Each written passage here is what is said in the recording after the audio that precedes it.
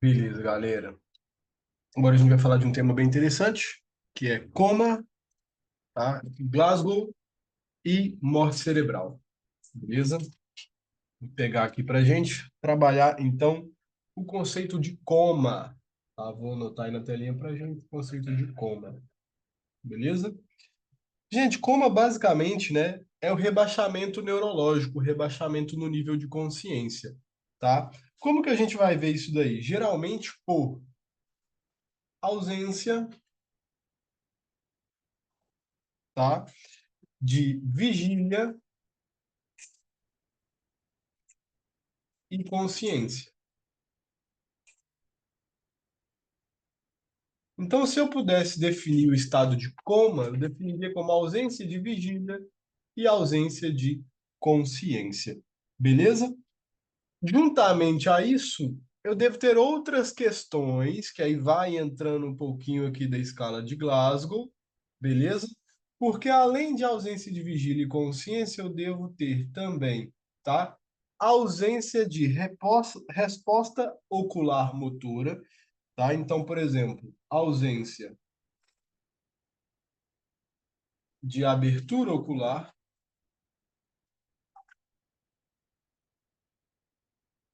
associado à ausência de fala com ausência de movimentos espontâneos, né? Não qualquer tipo de movimento.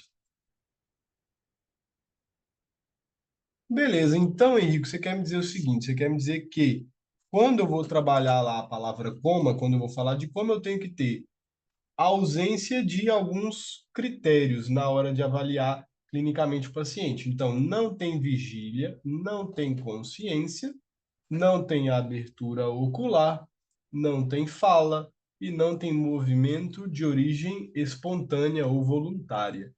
O que coincide, se a gente for lá na imagenzinha aí de escala de Coma de Glasgow, coincide com a avaliação do Glasgow. Olha, abertura ocular, resposta verbal e resposta motora. Beleza? Então, daí vai surgindo a escala de coma de Glasgow. É justamente para avaliar se o paciente está em coma, se ele não está em coma, se ele requer suporte ventilatório mecânico ou não. Beleza? É um esquema mundialmente reconhecido, é um consenso aceito pelo mundo todo e que, independentemente do idioma, a escala de Glasgow ela vai estar presente, tá? No âmbito médico. O que que a gente teria que fazer diagnóstico diferencial, principalmente, tá, da síndrome de encarceramento? Encarceramento, tá? O que que acontece na síndrome de encarceramento? A gente tem um paciente com tetraplegia e anártria. Porém, qual que é a diferença do coma para o encarceramento? O paciente com encarceramento ele está consciente. No coma ele está inconsciente, né? Então, gente, o paciente com síndrome de encarceramento, ele não movimenta do pescoço para baixo, não movimenta nada a nível do pescoço, nada a nível do rosto, e ele não consegue falar, beleza? Ele não consegue falar. Então, ele fica encarcerado dentro do corpo, ele fica trancado dentro do corpo mesmo, beleza? Porque ele perdeu todos os outros movimentos. Isso não é coma, isso é síndrome do encarceramento. O coma, ele acompanha tudo que está grifado de rosa aí, ó. Ausência de consciência, abertura ocular, fala e movimento espontâneo. Beleza? Henrico, por que que acontece geralmente o coma? Geralmente ocorre por lesões do sistema nervoso central, obviamente, mas principalmente por lesão de dois tipos: supratentorial ou lesão do tipo infratentorial. Quando a gente fala de lesão supratentorial, a gente está falando de lesão do tálamo ou do córtex. Só que não é qualquer tipo de lesão, tem que ser lesões no tálamo ou córtex que afetam de forma bilateral, ou seja, lesão em ambos tálamos ou em ambos córtex, tá? Quando a gente fala de infratentorial, geralmente a gente fala de uma lesão lá em tronco encefálico da formação reticular. Quando a gente tem lesão da formação reticular, a nível do tronco encefálico, também pode causar o estado de coma do paciente, tá? Como que a gente avalia o estado de coma? Geralmente com a escala de Glasgow que está aí na telinha para vocês, beleza? Ó, a gente tem vários parâmetros, a abertura. Eu gosto de pensar da seguinte forma, às vezes vai ter sentido para vocês também, tá? Eu penso que a resposta motora é mais importante, então ela vale mais pontos, ó lá, vale até 6 pontos.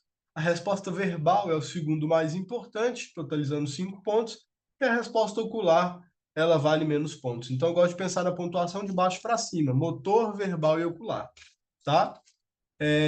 O motor, se ele obedece a ordens e comandos, eu tenho uma nota 6, se ele está ausente, é uma nota 1. A verbal, se ele está bem orientado, ele tem uma nota 5, se ele está não orientado ou ausente, tem uma nota 1. A abertura ocular, ela pode ocorrer de forma espontânea, se ela estiver ausente, é 1. Ou seja, quanto maior o Glasgow, melhor, né? Então, a escala de Glasgow, geralmente a gente fala que é 15 em 15, né? Isso aqui é um paciente normal, escala de coma 15 em 15, beleza? Então, quanto menor, quanto mais perto de 8 eu for chegando, escala de 8, de 7, mais grave está o meu paciente, beleza?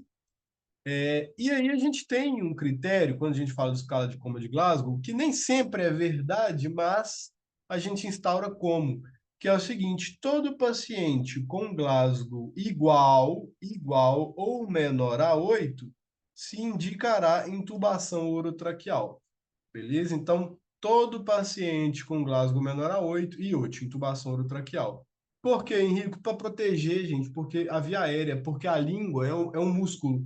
Ao ter um relaxamento exagerado da língua, ela cai para o fundo da boca e obstrui a passagem do ar. Beleza? Então, é intubação profiláctica, por assim dizer, e para manutenção da vida do paciente. Agora, separamos os estados também de coma segundo a gravidade. Um Glasgow de 13 a 15 é leve, de 12 a 9 é moderado, um Glasgow menor a 8, por requerer intubação, a gente considera como algo grave.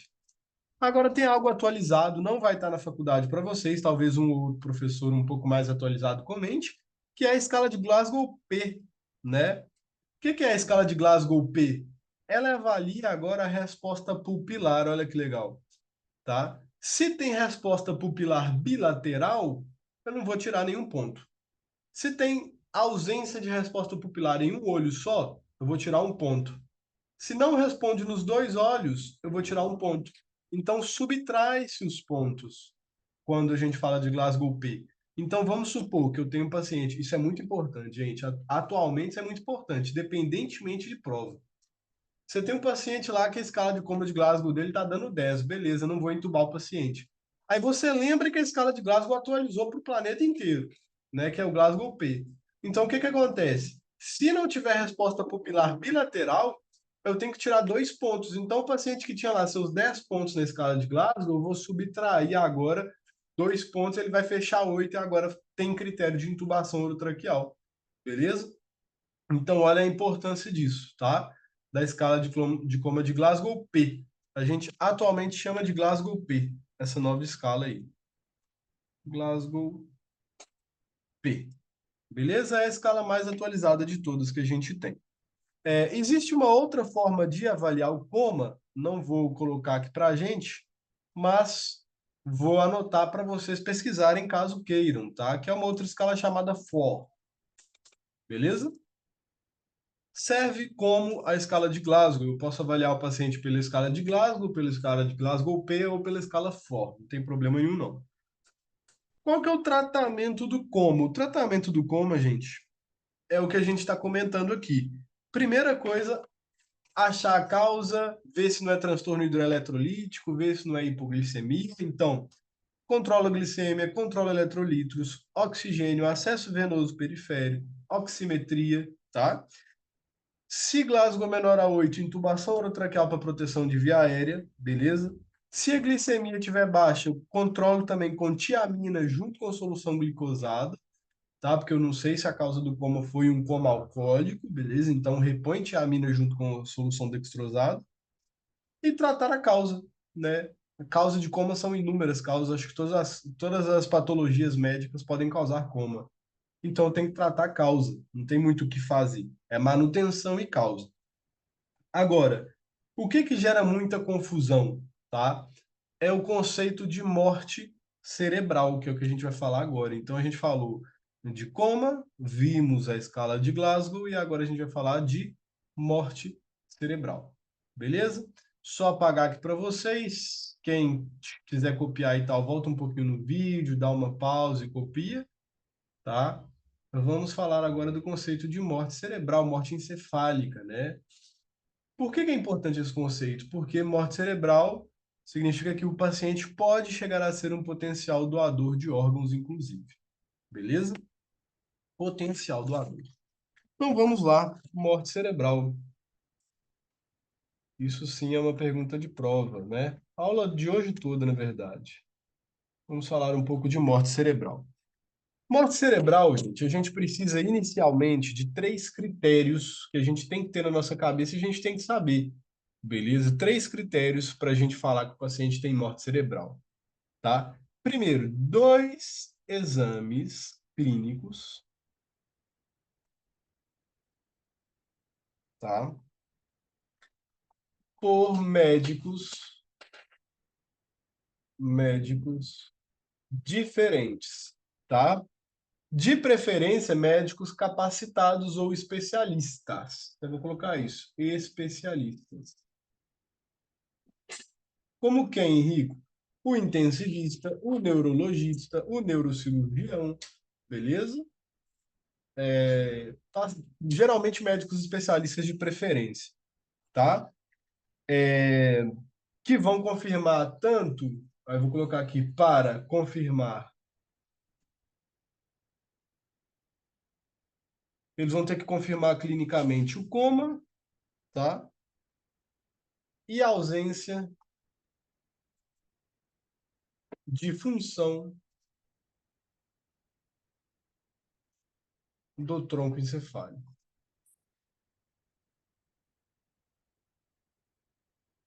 Ou seja, estou lá com o paciente com suspeita de morte encefálica. Não basta somente o meu diagnóstico, eu tenho que diagnosticar, constatar o coma, constatar a inatividade de tronco cerebral, chamar um outro médico. De preferência, os dois médicos devem ser especialistas e já devem ter lidado com o diagnóstico de morte cerebral anteriormente, se possível. Beleza? Um tema interessantíssimo aqui, importantíssimo para a gente, vou até colocar de vermelho. Ausência de função do tronco encefálico. O único par cranial, atenção no que eu digo, o único par cranial que a gente consegue avaliar todo o tronco encefálico é o trigêmeo. É o trigêmeo, é o quinto par cranial. Porque ele tem origem no mesencéfalo, na protuberância e no bulbo. Cara, se o trigêmeo não funciona mesencéfalo, não funciona protuberância, não funciona bulbo. Simples assim. Então, os reflexos que eu vou fazer são reflexos que me mostram que o trigêmeo não está funcionando, tá? Ou que pelo menos eu vou constando que os pares ali originados no mesencéfalo, protuberância e bulbo não estão funcionando de maneira adequada. Quais reflexos geralmente eu posso usar? Geralmente eu não vou ter, né, o reflexo fotomotor, porque terceiro par mesencéfalo está lesionado. Não vou ter o reflexo córneo-palpebral, córneo-palpebral. Ao estimular a córnea com um cotonete, a pálpebra não fecha, ela permanece aberta, tá? Não vou ter o reflexo óculo cefálico ou óculo cefalogino, tá? Que é o quê? Pego a cabeça do paciente com as duas mãos, movimento ela para a direita e movimento ela para a esquerda. Em um paciente normal, os olhos devem ficar de forma a não acompanhar tanto o movimento, ou seja, se eu viro a minha cabeça para a esquerda, os meus olhos geralmente tendem a ficar para a direita. No paciente em morte cerebral, os olhos estão fixos. É os olhos de munheca que a gente fala, tá? Os olhos estão fixos, então você vira para o lado e os olhos seguem a direção da cabeça, beleza? Então o óculo cefalogiro, esse reflexo estaria ausente. Existe um outro reflexo também que é o vestíbulo calórico, já explico como é. Eu vou colocar um líquido quente no ouvido, tá? Ao colocar um líquido quente no ouvido, o paciente deveria olhar com os olhos para o ouvido estimulado, beleza? No paciente em morte cerebral isso também não acontece, então tem inibição do reflexo vestíbulo calórico e tem inibição da tosse, né? Se eu tento estimular o velo do paladar, a parte interna da boca, não tem reflexo tossígeno. Beleza? Então, esses são os principais reflexos que eu posso fazer e falar: olha, não temos atividade de tronco cerebral. Então, são dois médicos vão lá, fazem ambos diagnóstico, ambas manobras e constatam isso. O segundo teste que é realizado é o que a gente chama de teste da apneia. Teste da apneia. Beleza? O teste da apneia significa basicamente o seguinte, gente. Eu vou retirar ali a respiração ventilatória mecânica, vou deixar o paciente só com cânula nasal ou só com máscara de reservório, tá? E vou observar o seguinte: vou observar se eu tenho movimento torácico respiratório, beleza? Esse teste de apneia eu tenho no máximo 10 minutos para realizar e a saturação do paciente não pode ficar menos que 85%, não, porque senão complica o paciente. Beleza? Então, mediante uma saturação menor a 85, alguma arritmia, eu vou suspender o teste da apneia, tá? E eu tenho que, juntamente com o teste da apneia, acompanhar com uma possível gasometria, tá? O que que eu vou perceber na gasometria? Que a PaO2, a concentração de oxigênio arterial, se mantém maior a 55, tá? E a ausência de movimento pulmonar diz que não tem centro respiratório funcional. Tá? O que tem é uma atividade mecânica automatizada do pulmão e não tem o que seria o centro respiratório funcionando de forma adequada. Temos a mecânica ventilatória, por isso que o paciente só responde com assistência ventilatória mecânica. Beleza? Então, um só médico pode realizar o teste de apneia, tá? Por isso que eu coloco como segundo critério, porque o primeiro necessita dois médicos, avaliação clínica. O segundo teste de apneia, se der positivo, né? Ou seja, na verdade, negativo. Se tiver ausência de movimento respiratório, já consta morte cerebral, não precisa fazer esse teste novamente com outro médico, até porque eu não quero buscar dessaturar o paciente, porque ele pode ser um potencial doador de órgãos, tá? E exame complementar, deixa eu colocar aqui de outra cor para ficar bem claro. O terceiro aí seria exame complementar.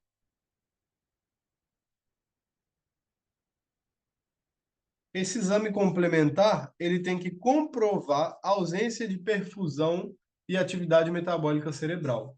Então, exame complementar que comprove hipoperfusão cerebral ou diminuição, inatividade metabólica cerebral, tá? Henrico, como que eu posso comprovar isso? Como que eu vejo se tem diminuição da vascularização cerebral? O gold standard seria a angiografia, não está disponível em todos os lugares. Angiografia. Na ausência de angiografia, se pode fazer um outro que é recomendado, inclusive na Argentina, que é eletroencefalograma. Então, na ausência de angiografia, eletroencefalograma. Outro estudo complementar que eu posso realizar, que hoje em dia está sendo muito utilizado por neurocirurgia, é o Doppler transcraniano. Transcraniano. E Eu posso utilizar também a cintilografia. Cintilografia cerebral. Então, de rosa, gente, ó, eu tenho os estudos que eu devo fazer no meu paciente imaginológicos para comprovar que não tem perfusão cerebral. Beleza? E a partir daí avaliar a possibilidade dele ser um possível ou potencial doador de órgãos, tá? Então, morte cerebral pode ser uma evolução do estado de coma, principalmente, né? Existem várias causas, tudo que vocês estão vendo em neurologia pode causar uma morte cerebral, e são três critérios, né? Dois clínicos avaliando, com a ausência de função de tronco encefálico e ausência ou seja, de coma, basicamente, né? Ou seja, em estado de Glasgow menor a 8. Um teste de apneia que seja sem movimento respiratório e um exame complementar, geralmente o ecodoppler transcraniano, o eletroencefalograma, ou que seja, o que tenha disponível, tá? Com isso, chegaríamos aos estudos e ao diagnóstico de morte encefálica, beleza? Por hoje é só. Dúvidas? Me chama lá no WhatsApp, me chama lá no grupo, beleza? Me chama no privado, onde seja e pergunte diretamente, beleza?